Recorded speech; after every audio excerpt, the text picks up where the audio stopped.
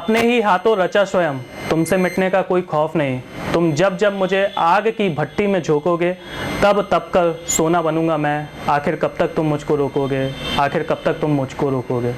नमस्कार, आप देखना शुरू कर चुके हैं महोबा न्यूज़ बुंदेलखंड का विशेष शो शख्सियत। मैं आपके साथ हिमांग चंद।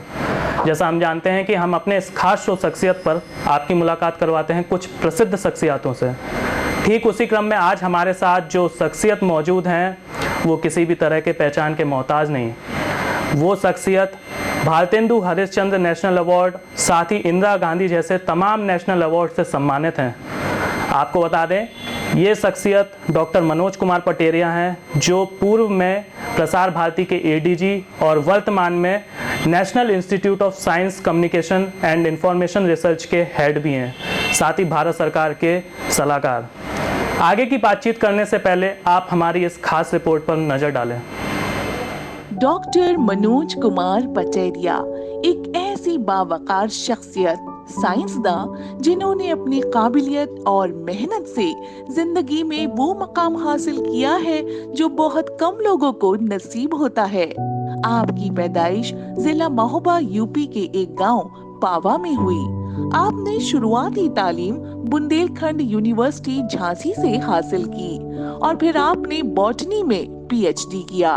साल 1984 से शुरू हुआ आपके कारनामों का सफर, जब आपने national institute of science communication and information resources में बतौर टेक्निकल असिस्टेंट अपने करियर की शुरुआत की। इसके अलावा कई अहम ओहदों पर फाइज रहते हुए आज आप national council for science and technology communication में बतौर एडवाइजर और हेड काम अंजाम दे रहे हैं। दूरदर्शन चैनल डीडी किसान के भी आप फाउंडिंग हेड रह चुके हैं और बतौर एडिशनल डायरेक्टर जनरल डीडी किसान के कई अहम कामों को अंजाम दिया है। आप न सिर्फ मुल्क में बल्कि बैरून मुमालिक में भी अपने कारनामों के जरिए सरगर्म रहे हैं और अपनी शख्सियत की छाप छोड़ी है। आपको Bharatendu Harishchandra national award, Rajiv Gandhi national award और ऐसे ही कई और एजाज़ात से नवाजा जा चुका है, जिनकी फहरिस्त काफी तवील है। मनोज साहब की शख्सियत के दूसरे पहलुओं का रुख किया जाए तो आपके तकरीबन 500 आर्टिकल, 150 पेपर्स, 20 किताबें, 20 रिपोर्ट्स, 20 जर्नल्स और 3 इंसाइक्लोपीडिया पब्लिश हो चुके हैं। मुख्तसर अल्फाज में कहा जाए तो मनोज साहब की हयात और कारनामों का जिक्र करेंगे तो वक्त कम पड़ जाएगा। आइए सुनते हैं उनकी दास्तान उन्हीं की जुबानी। सर, आपका बहुत बहुत अभिनंदन हमारे इस खास शो शख्सियत पर। जी नमस्कार सर, हम सबसे पहले आपसे जानना चाहते हैं कि आपका बचपन में ऐसा कौन सा वो लम्हा रहा जो सबसे खास रहा, क्योंकि बचपन एक वो दौर होता है जो सबसे ज़्यादा आदमी याद रखता है। वैसे तो सारा खास ही खास है, क्योंकि कहा जाता है कि बचपन में जो भी बातें हैं वो हमेशा याद रहती हैं जी। और लेकिन मैं बताना चाहूँगा कि मेरी विज्ञान में जो रुचि है वो खासतौर पर बचपन से ही पैदा हुई। और जब आपको पता होगा, बहुत सारे हमारे दर्शकों को पता होगा कि नील आर्मस्ट्रांग जो पहली बार मून लैंडिंग हुई थी 1969 में जी, तो उसका आकाशवाणी ने, ऑल इंडिया रेडियो ने लाइव ब्रॉडकास्ट किया था। अच्छा। तो तब वो पूरा प्रकरण जैसे उसका लाइव आ रहा था, तो वो मैंने सुनना शुरू किया जी। तो उस समय मैं छोटा बच्चा था, शायद 5वीं या 6वीं में पढ़ता होऊंगा। तो उस समय वो मैंने पूरी कमेंट्री सुनी और वो बहुत ही एक्साइटिंग था, बहुत ही इंटरेस्टिंग था। तो मुझे लगता है वहाँ से मुझे रुचि पैदा हुई विज्ञान के बारे में।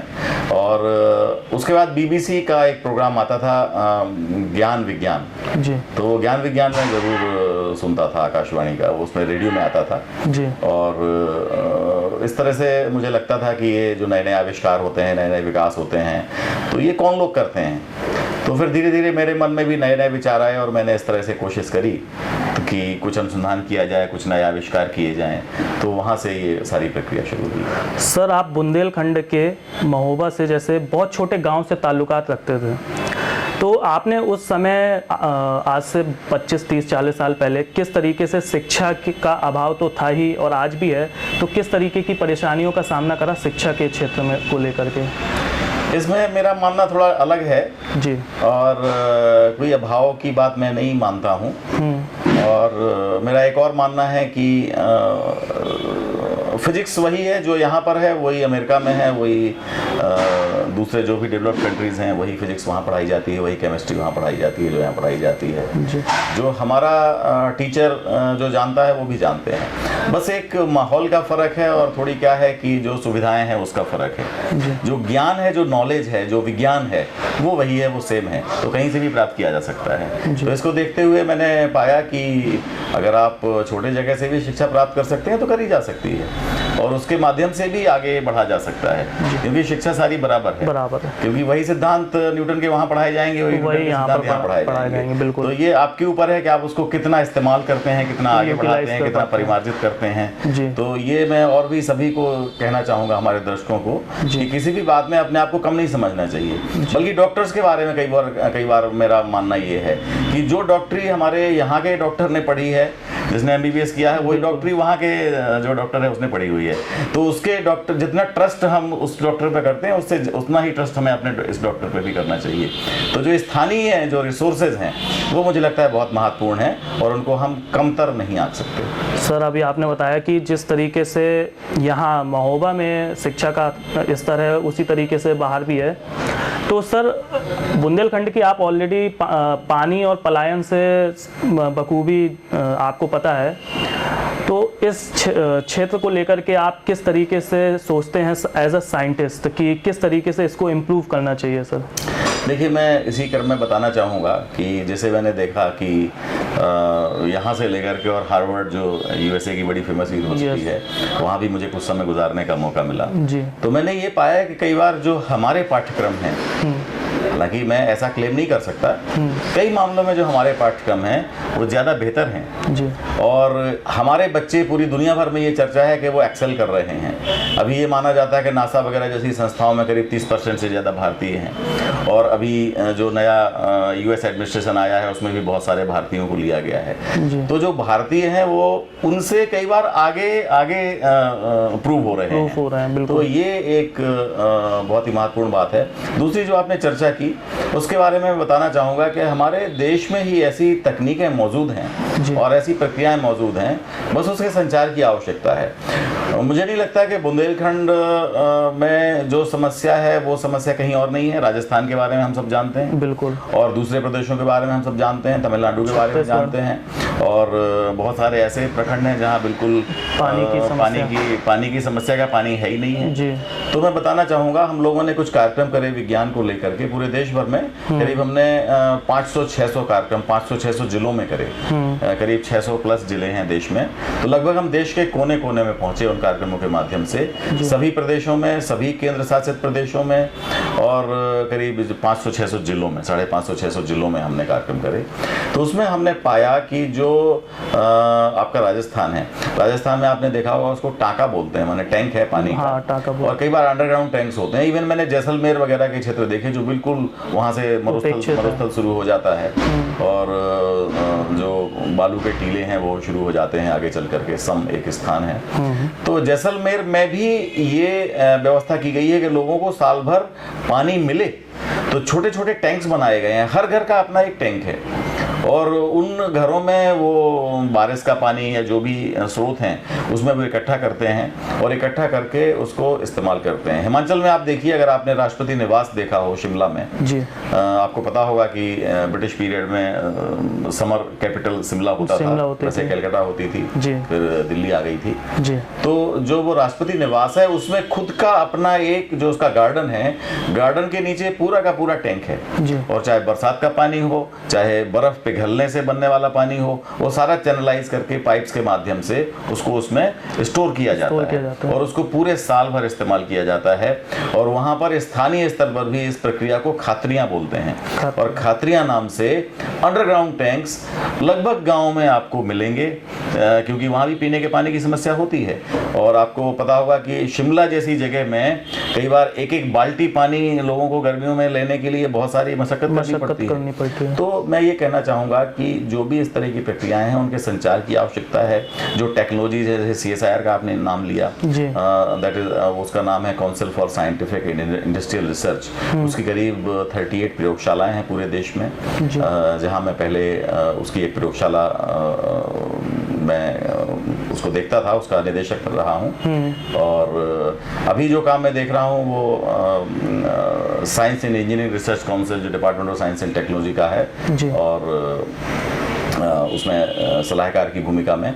तो मैंने ये देखा कि बहुत सारी ऐसी टेक्नोलॉजीज हैं जो इन प्रयोगशालाओं ने तैयार की हैं, लेकिन वो टेक्नोलॉजी समाज में आ नहीं रही हैं। उसके दूसरे कारण हैं, वो देखने की आवश्यकता है कि उसके क्या कारण है कि जो समाज में नहीं आ पा रही हैं सर वो टेक्नोलॉजी। उसके जो भी